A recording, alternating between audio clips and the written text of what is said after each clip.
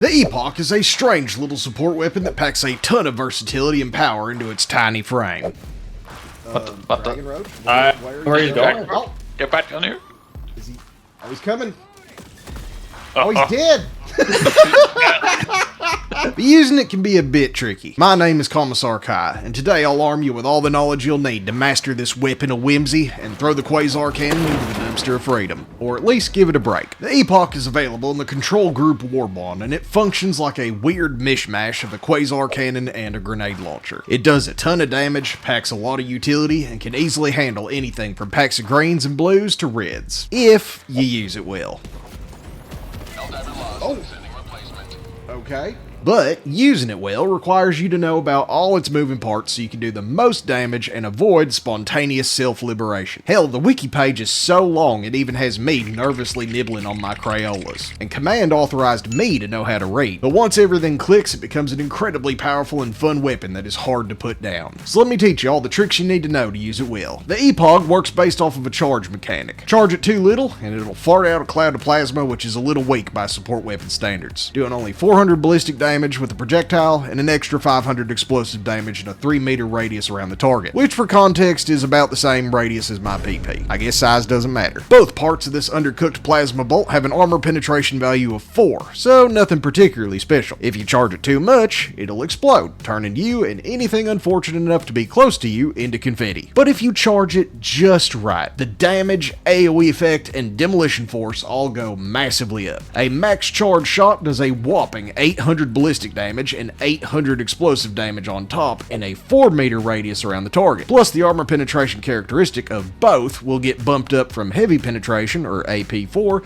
to the lighter side of anti-tank, or AP5. However, none of this matters if you liberate yourself and have to wait 7 minutes before you can try epogging again. Lucky for us, Command gave us 4 different methods for telling when the weapon is ready to spread its joy. For you Quasar enthusiasts, they put this handy little indicator on the back of the weapon. You'll see this bar go up as it charges, and the color will change from a Helldiver yellow all the way up to Mephiston red. You'll also hear a high-pitched screeching noise, like when you're too poor to get your brake pads replaced and are letting Liberty take the wheel.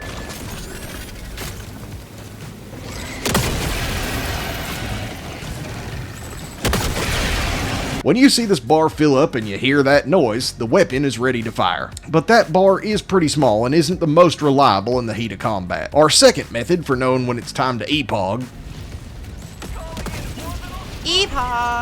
is the easiest. Just go into first person mode and watch that giant bar under your sight the same way you looked at the one on the back. As soon as it turns red, turn that War Strider to scrap. 3, 2, 1, charge. Fire. Epoch! The only downside to doing this is you can't be as aware of what's around you while firing, and you won't be as mobile. But if you need to be precise, use this method. The third method is my favorite. See these little doohickeys on top of the gun? When they depress into the weapon, it's ready to fire. This is the most reliable way for me to do it, since that's roughly in my eye line when I'm shooting things in third person. Plus, since you're firing in third person, you can keep an eye on your team in case they need your help. Are you okay? Do you need CPR? Yeah. Are you sure? I'm good. I'm good. Okay. I was here. I'm good. Here for you. Hello, Dragon Roach. Oh, he's dead. Okay. Okay, bye. No need CPR. I'm coming. Breathe, damn it. Breathe.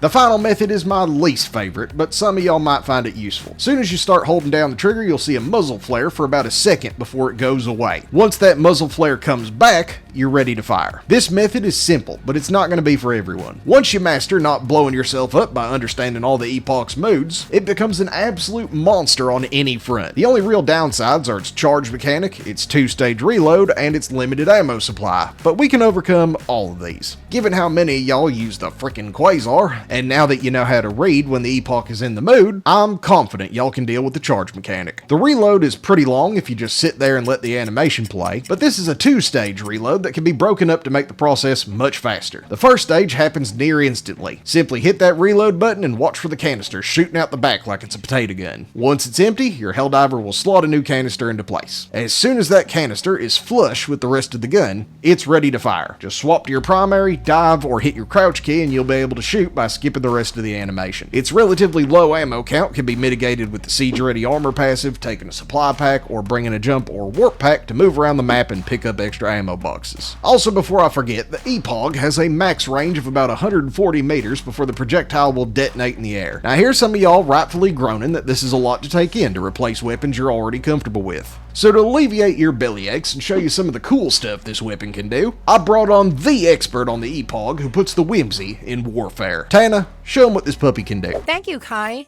And howdy y'all, it's me, Tana. Some of you guys might know me as the Epoch girl.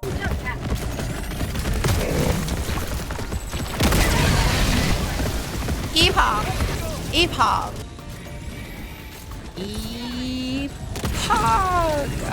The Epoch is one of the most versatile weapons in the game, and today I'll be showing you guys some cool tricks you can do with the Epoch. To me, the Epoch is about positioning, so it pairs very well with backpack that give you mobility like the jump pack or the warp pack.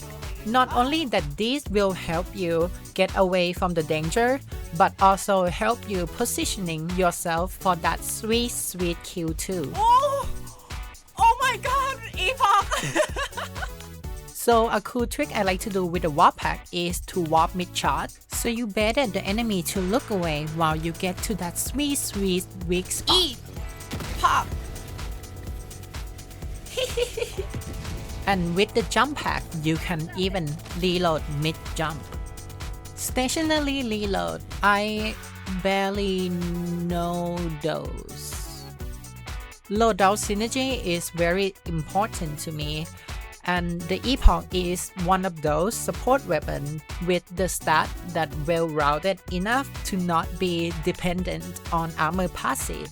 Allow you to pair your favorite armor passive with other weapons in your loadout, and no matter what, the Epoch will get benefit, such as if I'm running with marksman rifle, I might want to get fortify or engineering kit, and Epoch will get benefit from that. If I'm running with Siege Ready for guns that have slower reload or low ammo capacity, Epoch will get benefit from that. If you want to be a big boy, closer range, lock solid, or peak physique, Epoch also get benefit from that. You get the point. In my opinion, the fraction that the Epoch is most fun to play and also most effective against is the automaton. You can one-shot Hulk in the eye, you can one-shot War Strider in the weak spot or two-shot anywhere in the body, one-shot gun shape. You can get rid of the entire drop shape by shoot in the middle. You can one-shot tank in the vent, turret tower, bunker turret, all that. Got the dog! Epoch! Ah!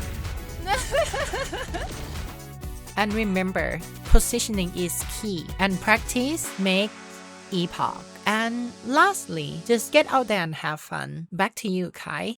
Epoch! Your shorts never fail to make me smile. Thanks, Tana. Y'all go check her out. She makes good stuff. Now let's get into some of the most interesting breakpoints and headaches that the Epoch can alleviate, assuming you're using the full charge mode. We'll start with the bugs. The Epoch is primarily an anti-tank weapon, but because it does damage in two ways, the projectile and the explosion, you need to know where to aim to get the most out of it. Bile Titans will die in two direct hits to their stupid faces, but if you can't find an angle to fire your ball of plasma straight down their gullet, you can hit their sides with two bursts to crack their armor. Once it's cracked, you can hit the squishy bits beneath with your other weapons or finish them off with a couple more shots. Impalers will die in two hits to their main body or one to their face once they've deployed the hentai. Chargers will die in two hits anywhere on their body, but if you shoot them right on the top of the ridge on their backs, they'll die in one hit after a short bleed out. This works because the explosion hits multiple parts and chargers don't have a lot of explosive resistance on their limbs, so hitting them square on the back spreads the liberation around, causing them to bleed out from embarrassment over their their terrible ideology. Dragon roaches suffer from a similar vulnerability to the Epog. They have a lot of little parts that can all take damage from the explosive effect. 2 headshots or about 4 shots close to their body will tear them straight out of the sky. That's the heavy enemies out of the way, but the Epog is also absurdly good at dealing with alpha commanders, especially the ones that are running away. Why are you running?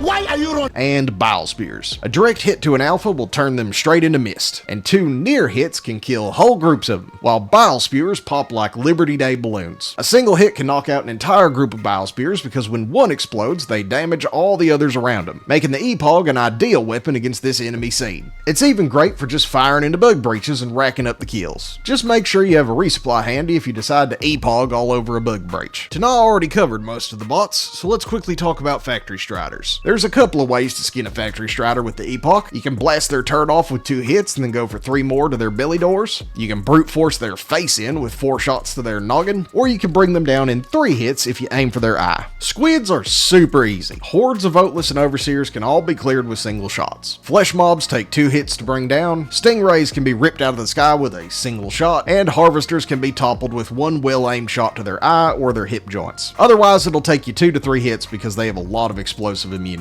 You can also destroy their Tesla towers with a full charge shot, or bring down an elevated Overseer without needing a full charge. I know the Epoch doesn't have as many one-shot breakpoints as the Quasar or the EAT, let alone the Recoilless, but it makes up for this with its effectiveness against groups. However, there is a way we can make this weapon even better, and it's by using the rest of our kit to supplement its firepower. The best way to make the Epoch feel even more powerful is by combining it with either a jump pack or a warp pack. Both of these backpack support stratagems give you added mobility to offset the Epoch's need to reload and charge up time between shots. The warp pack makes it easier to zip around while you charge up your shots, making it harder to hit you in return, but the jump pack is my preferred option. Not only do you get all the benefits that a jump pack provides, but it will also let you reload on the move. From a running jump, you can reload the Epog in mid-air. This helps a ton with making sure you're not getting nibbled on or shot at while you try to reload your weapon. Plus, you can pull off some pretty sweet mid-air trick shots. You can also run the Epog with a supply pack for more plasma goodness, and this will let you take ammo-hungry primaries that can supplement its firepower, like the Scorcher or M90A. Having a high DPS or high stopping power primary will keep your personal space clear so you can place your shots with care. Plus, it never hurts to have more stims and grenades for you and your team. Sentries also pair really well with the Epogs as they can draw attention and help keep the field clear while you line up those shots. To tie this all together, here's an example loadout against the bots. Take your trusty Epog and jump pack so you can get to those good vantage points and reload on the move. Randy for general purpose firepower and as a useful distraction. The 120mm barrage to soften up really big bot drops. For your primary, just take something reliable. The Diligence, Double Freedom, Liberator, Penetrator, or any of the plasma primaries are great choices. Bring the Ultimatum as a quick answer to heavies for when you need to reload or they're just too close.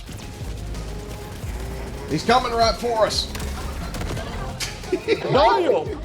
And for your grenade slot, bring gas grenades to keep the clankers confused while you melt them to slag. The Epoch is a wonderful little support weapon that I've slept on for far too long. It's great against every faction and only really struggles against the Predator strain. But its main strength is how many doors it opens in your loadouts. You don't need to be chained to thermites or worry about not having enough elite clearing tools when you bring this weapon. So embrace the whimsy and Epog your way to victory. Until next time, this is Commissar Kai, signing out.